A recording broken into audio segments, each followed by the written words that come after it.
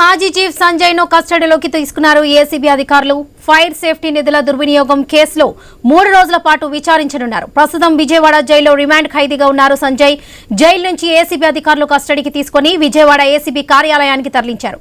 అగ్నిమాపక శాఖ పరికరాల కొనుగోలు వ్యవహారంలో ఆరోపణలు ఎదుర్కొంటున్నారు సంజయ్. ఇదే విషయానికి సంబంధించి పూర్తి అప్డేట్స్ మా ప్రతినిధి కాంతి అందిస్తారు. కాంతి.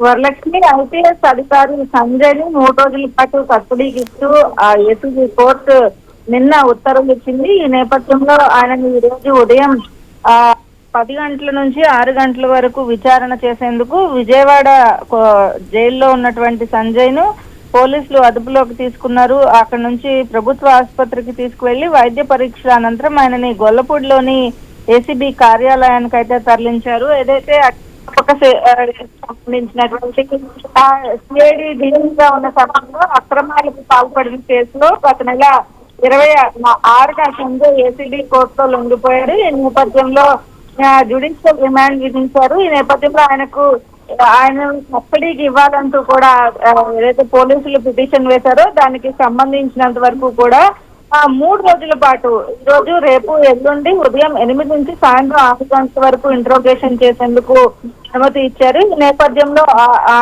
ఈ రోజు ఉదయం ఆయనను కస్టడీలోకి తీసుకున్నటువంటి పోలీసులు గొల్లపూడిలోని ఏసీబీ కార్యాలయానికి అయితే తరలించారు. అయితే ఆరోగ్య సమస్యల కారణంగా బెయిల్ మంజూరు చేయాలని సంజయ్ వేసినటువంటి పిటిషన్ పైన వాదనలు ఈ నెల 4వ తేదీకి కోర్టు వాయిదా వేసింది. వాళ్ళకి రైట్ కాంతి, థ్యాంక్ యూ.